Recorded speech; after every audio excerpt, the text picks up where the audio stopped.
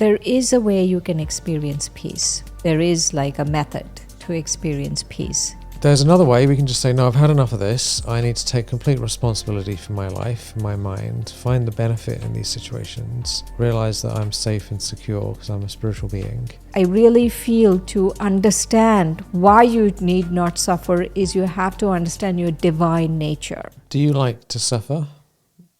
We've been told that we have to suffer, that suffering is normal, that everyone suffers. And that's just how it is. That's kind of the programming that we have. You're not good enough, this has gone wrong, there's no choice. If this thing happened, I should always have to feel this way. And so there's huge amounts of suffering going on. And in this episode, we're going to discuss whether suffering is actually normal and if there's something we can do about it. And what can we do about it? And is there another option for us? Because life is going to throw things at us. We are going to have challenges. There is going to be strange stuff happening. How are we going to manage it? And what is our alternative way of living? So welcome to the podcast. I'm Brother Michael, and this is Shireen, Sister Shireen. We've been meditating for 30 years or more each. You're dating me, Michael. 30 years. She's the real deal yogi. And you're dating me. Oh dear. Oh dear. Not causing suffering, am I? Oh dear. So let's get into this. The reason we're doing this episode is because Shireen and I were having a conversation about what to talk about, and she was basically saying that considering all this spiritual technology, all these different things that completely change people's lives, why is it that people are still suffering, right? And because there's options. You want to tell us about that? What was your thought process around this?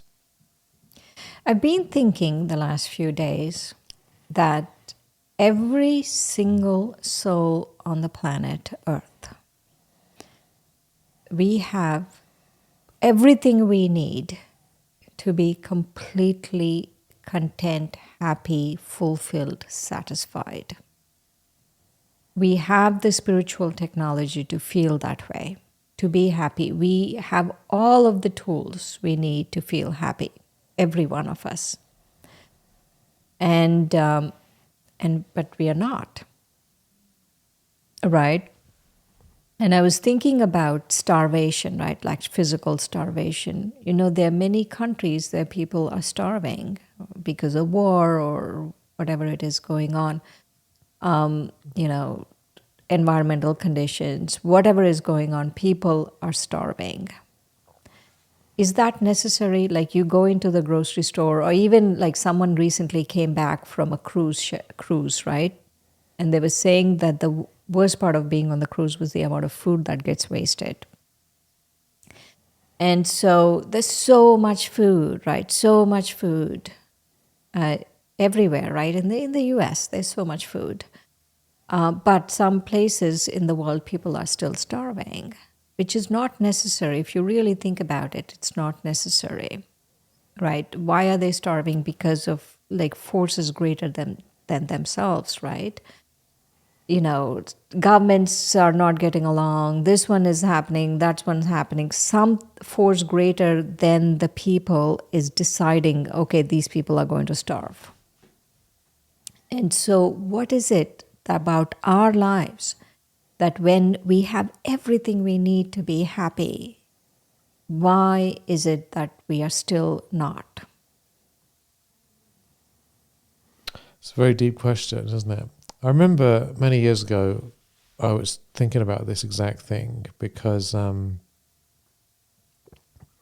I had attained everything that I thought I wanted at that time in physically speaking. And I remember walking on the beach and it was just pristine. It's pristine Hawaiian beach and just beautiful breeze, and the ocean was just lovely and the sun was coming up. But internally I didn't feel happy. And I was thinking, like, what is going on here exactly? And of course I know better because I know I'm a spiritual being and it's an inner game, really. But I was just noticing this feeling of unhappiness or discontentment. And the only conclusion that I could come up with is that there must be some actual addiction to suffering. That I'm actually addicted to suffering. So even though all the conditions are wonderful, and even though I have spiritual knowledge and meditation practice, even then there was still an addiction to suffering. I think I've overcome that addiction to a large degree since then, thank goodness. But, Thank goodness. thank goodness. Praise the Lord. Praise the Lord. But I remember at the time thinking, this is a bizarre situation. I'm just like noticing. So it's not like, I mean, some people, they actually don't have any idea about any of these spiritual things. They don't do meditation. They don't know anything. So that's a different problem. Like they need to be, first of all, educated and initiated into higher level things. But for all them of to be able everyone, to- right? Everyone. Yeah. Not you. I'm not talking about you. Not well. I mean, I have to study regularly to remind myself of all these things. So, but it's interesting, isn't it? So let's say someone does know about these things, right? And they're still suffering. Then what's going on with that? They haven't deeply accepted. It's only on an intellectual level. Mm-hmm. The other thing I was thinking about last few days is not only why is even one person shouldn't be suffering, really. Even one person. My compassion is going out to these people, right? I'm not talking about places where you have no control, war is going on, this is going on. Okay, I get it. But let's take most of the world where war is not going on, right? In those places, like why? And we can't say, oh, if this situation changes, then I'll be happy. If this happens, then I'll be happy. Because no, you won't really. Because you've really hardwired yourself to think differently than, think in terms of suffering. Something else will come up that's not right to your liking. Something else will come up. And nowadays I always feel, if you especially people who have spiritual knowledge, right? I think when things really go wrong, what are you going to do if you're going to be so upset about it now, right? Oh my God, they didn't have my special oat milk at the store. It's just devastating. Right. Or like my grade A maple syrup instead of grade B, or I don't know what the deal with all the choices are. But anyway, so I feel that we are not experiencing. You asked why spiritual people who know their souls, who know all of why are they suffering, is because they are not experiencing. They are not experiencing their divine nature. That is the root of all things. Like, in our last episode, we spoke about gratitude. I feel to be grateful, you need to first understand you're a spiritual being and really be grateful for spiritual things, right? Before you are grateful for physical things, spiritual things. And for this episode, I really feel to understand why you need not suffer is you have to understand your divine nature. Right? Not only you're a soul, but as a soul, your love and your peace and your joy and you're pure, and that is who you are. That's your original nature. And even if I know these things, but I'm not experiencing love, or I'm not experiencing peace, or I'm not experiencing joy, then there is suffering. And I feel this is double whammy, right? Suffering is double whammy. Because it's not only that you're suffering, like let's say some situation has happened and you're suffering because of that situation, but also you're not experiencing the highest qualities, right? It's like two things are happening. Or you could... and then you might feel bad about the fact that you're not feeling it as well. Then it's third right. level. There's a third level. I should know. I know better. I should be feeling better about this, and I'm not. So then it adds another layer, and then, I shouldn't feel bad that I'm not feeling bad. And then it just goes on and on. It's true. Yeah. It has to become an experience. The theory itself, knowledge itself, is just the first step, and it doesn't do us any good unless it goes into the feelings and into the experience. And to me, it seems like there's two fundamental things related to suffering. One is resistance increases the suffering. So if I don't like something and I resist the thing and I don't accept it the way it is, and I think it should be different and it's wrong the way it is, then that initial suffering is now amplified proportionate to the amount of resistance that I have. And it can get out of hand. So it's something that's not even a big deal can start to spin out of control. And then that can take a while to reel it back in again. Right. You know, one of the things I really feel about being divine, right, is that not only this deep acceptance that you're divine, but like each of the qualities, let's take peace, right? There is a way you can experience peace. There is like a method to experience peace. And to experience sustainable peace, like inner peace, not just the peace that you go for a walk and watch a sunset, not that kind of peace, which is peaceful and which is nice, but really deep inner peace, there is a way.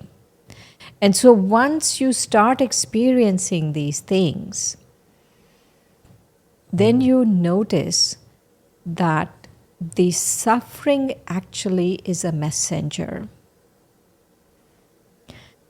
It's giving you a message that you're not doing who you are. You are not.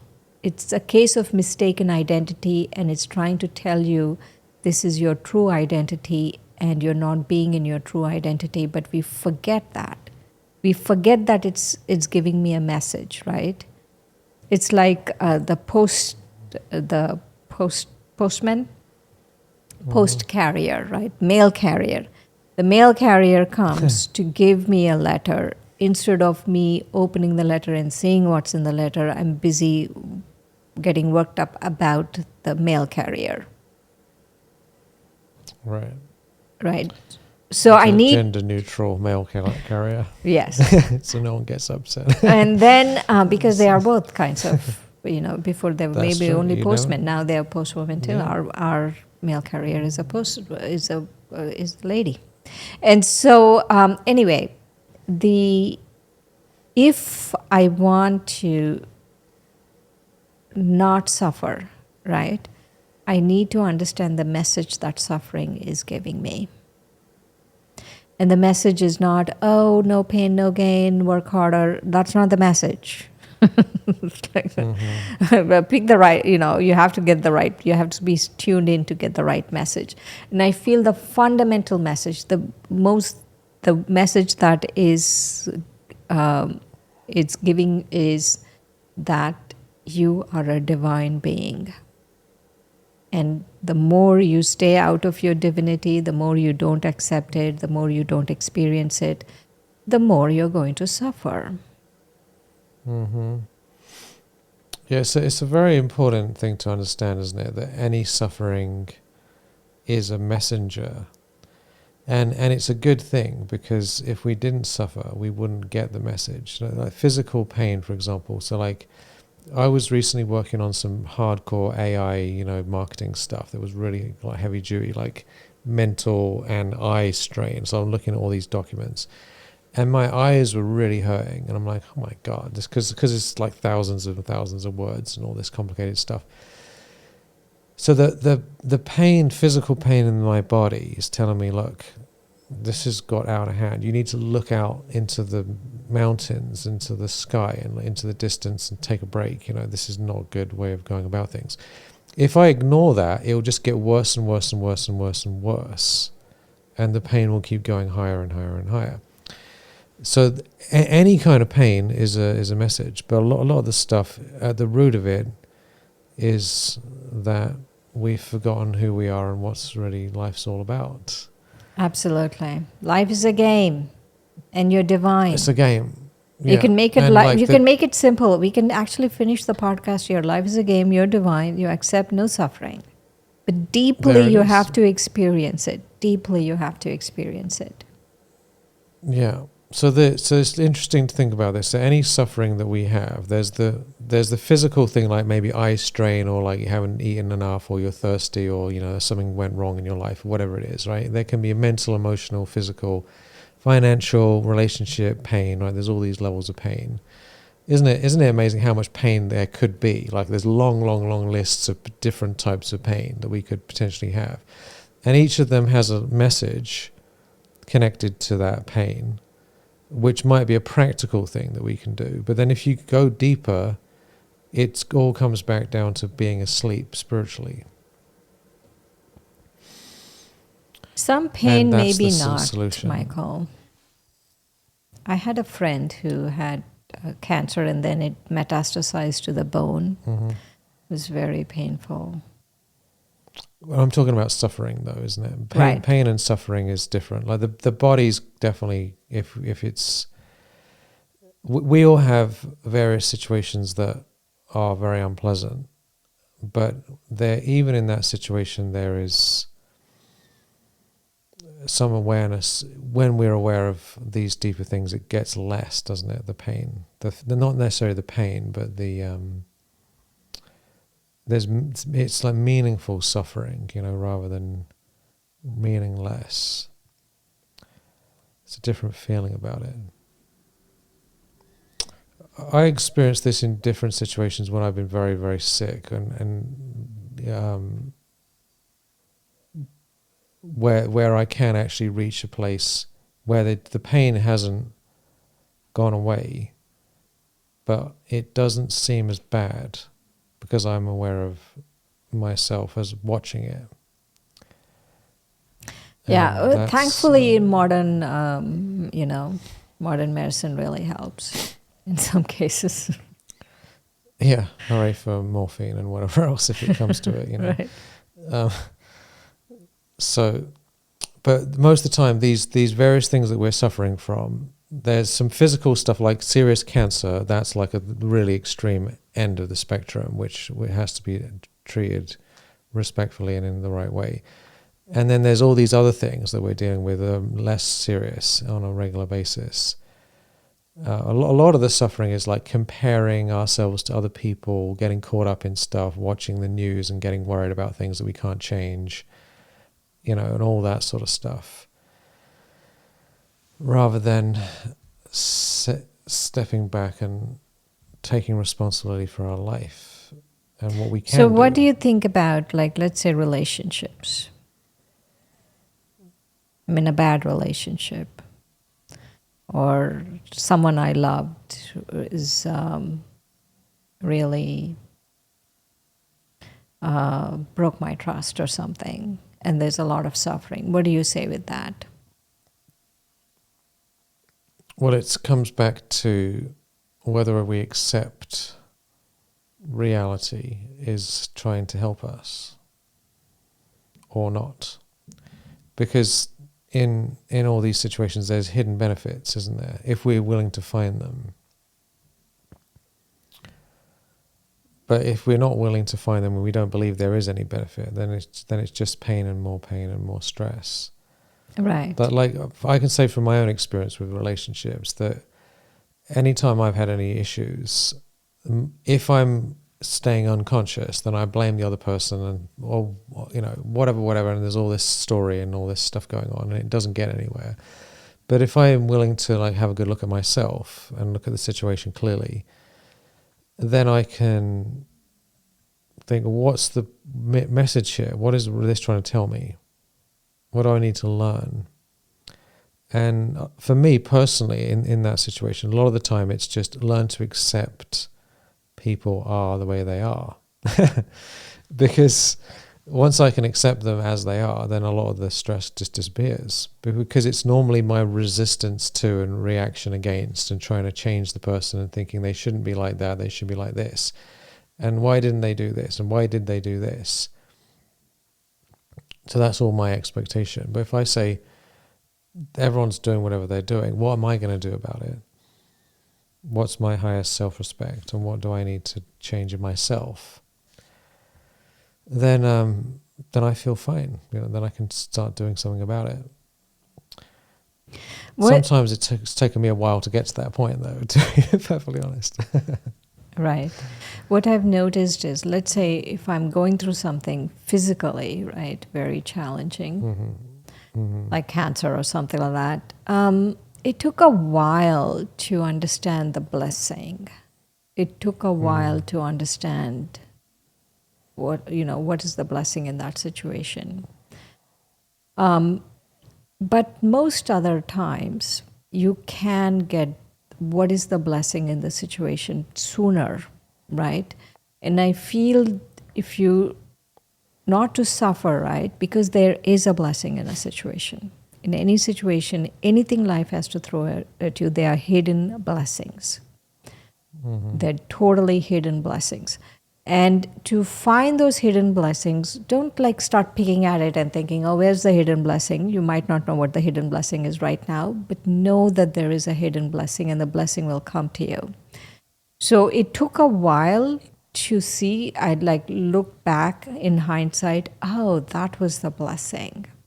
All right. Even in extreme things like cancer, that was the blessing. I knew what the blessing was, not when I was going through it, but later I thought, oh, that was the blessing.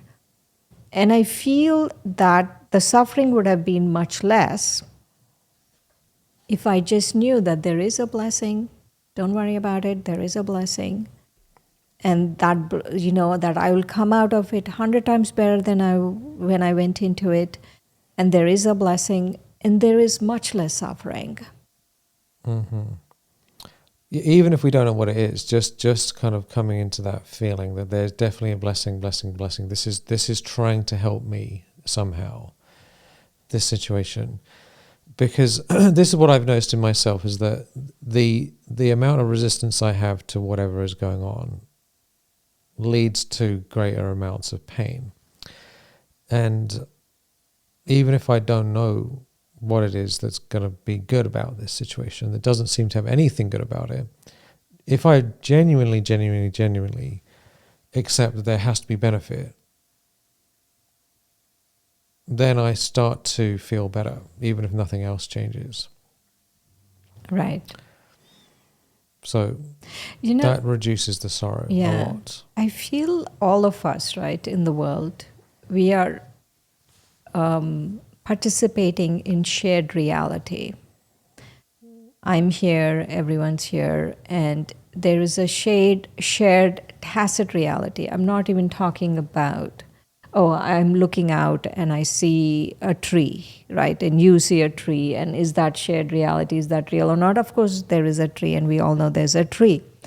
But I'm talking about a much more subtle layer of shared reality where we accept certain tacit agreements about what is and what isn't. And one of the tacit agreements about life, right, that everyone seems to accept is no pain, no gain. Life is hard. If challenge, difficulties are part of life. All of those things, right? You're given this this kind of agreement that everyone agrees on. These are the things, but actually that's not true, right? Life is a game. That's the truth. So suffering, that I have to suffer on some level, is like a big lie. And life is a game, and I'm divine, and I'm peace, and I'm joy. That is my core nature. That is the truth. And so just because everyone is participating in this shared reality of life is suffering, that doesn't mean you need to do it.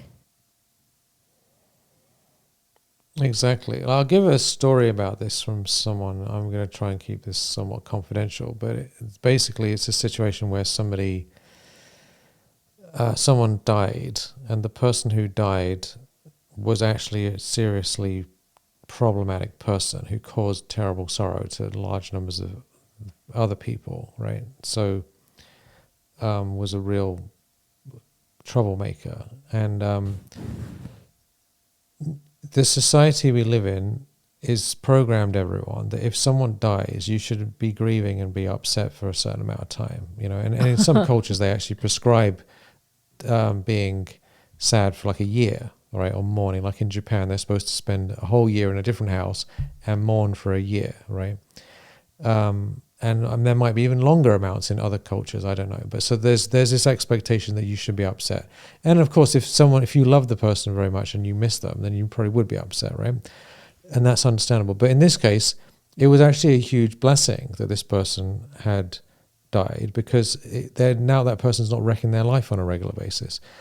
And so I talked to someone, and it was like, I said, how are you actually feeling about this situation?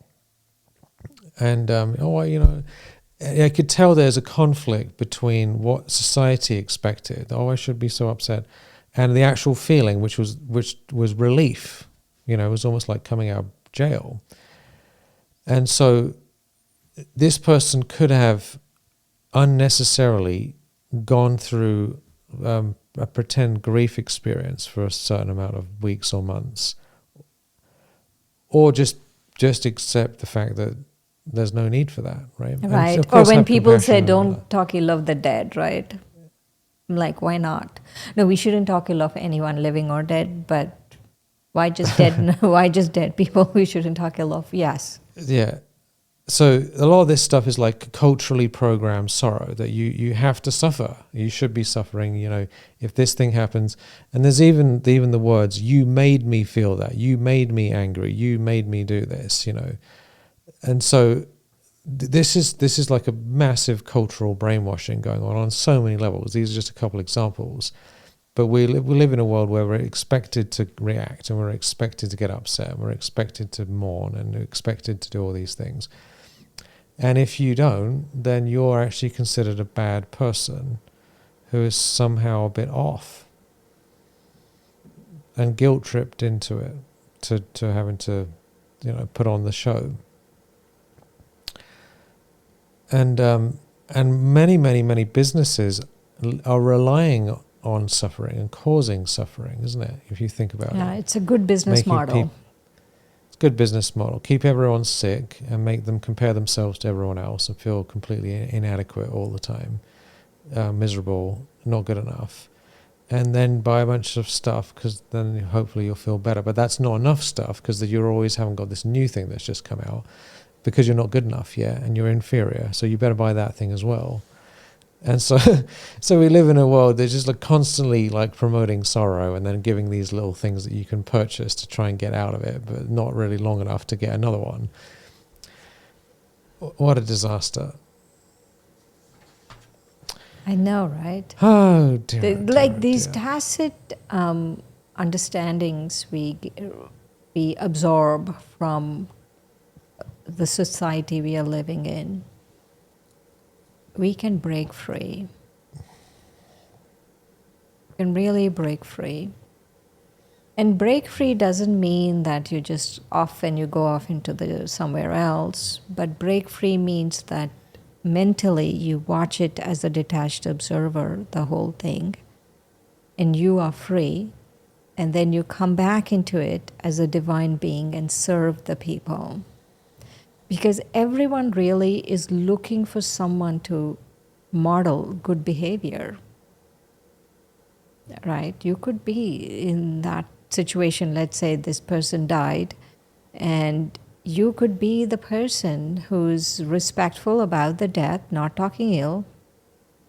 If you want to talk ill, you could, but let's say not talking ill. That's pretty bad.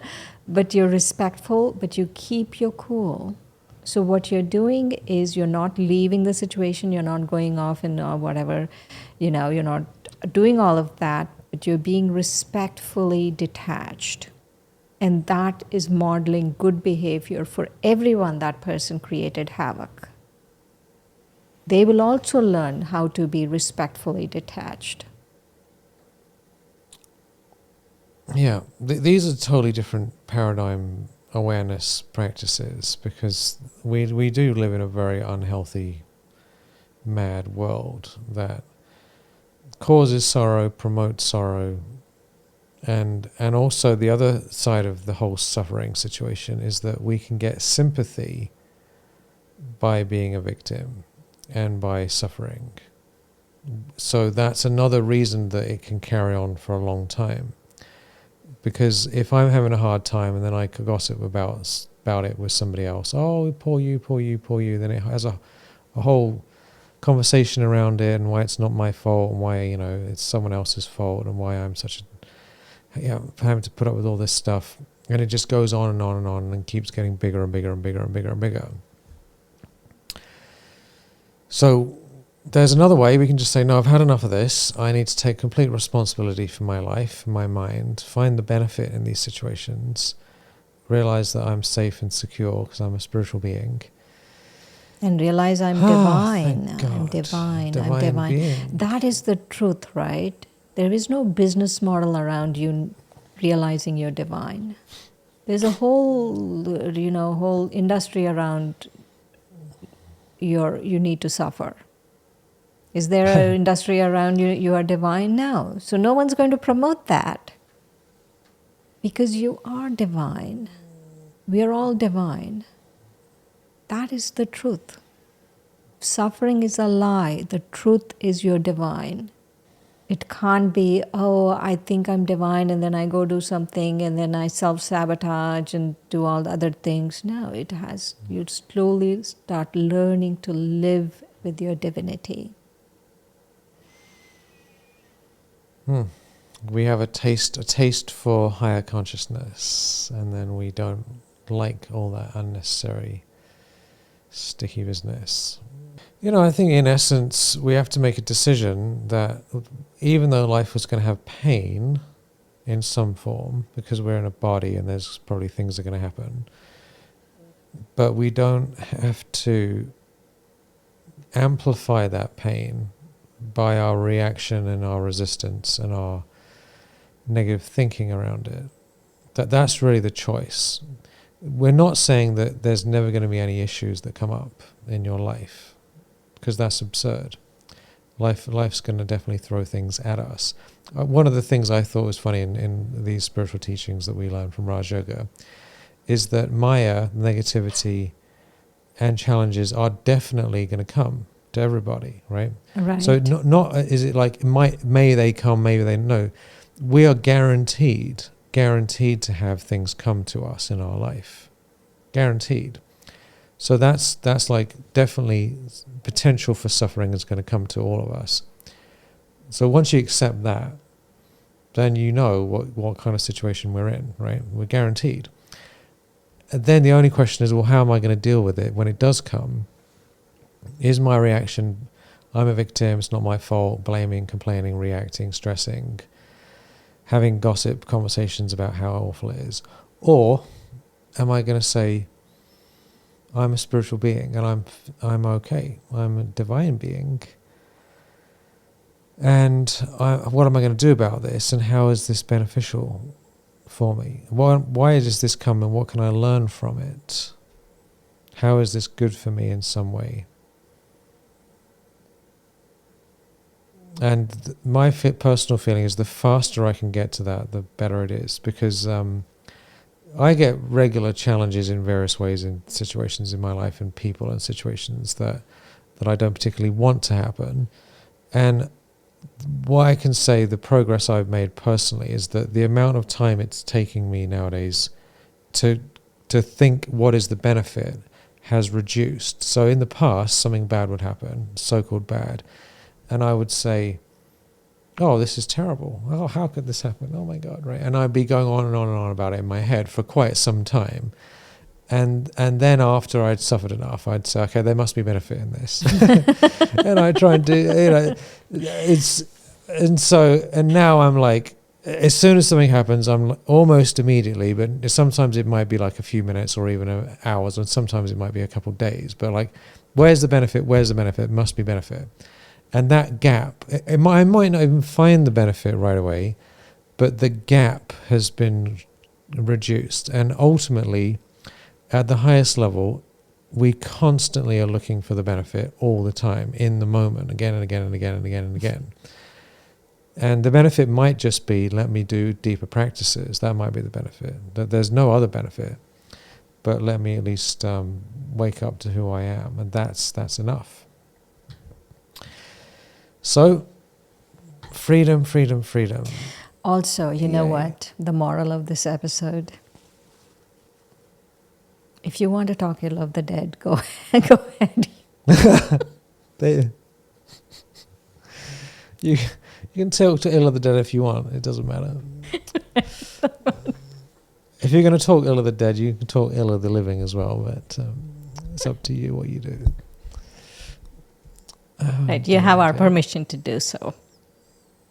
Yeah. Maybe not Michael's If you want. permission. You don't have my permission, but you have Shireen's permission if you have to. Right. But in this situation, like this person who died was for years and years and years causing terrible, terrible sorrow to large numbers of people. So Right. if something awful in your life is removed, then it's time to celebrate, not to grieve. Mm-hmm. Absolutely. So anyway, let's have a blessing. All right. Introversion. Introversion. You've cultivated one of life's greatest gifts, the ability to relish your own company. Your inner landscape, rich with beautiful thoughts, brings you joy. Your peace radiates from within, showing you've truly learned to appreciate yourself. Read it again. Let's have another round. You've cultivated one of life's greatest gifts, the ability to relish your own company. Your inner landscape, rich with beautiful thoughts, brings you joy. Your peace radiates from within, showing you've truly learned to appreciate yourself. That's lovely. So, thank you for being here. Thank you, Shireen, for your wonderful presence. Thank you, May Michael. everyone be happy. And we, as always, we have all these free meditations and books and trainings and lots of great stuff that's taken us years to put together. So you might as well check it all out. There's a link. It's all free, just for you, from our hearts. So there's links below these episodes. Check it all out. And may you be free of suffering and have a wonderful life. Talk to you soon. Thank you.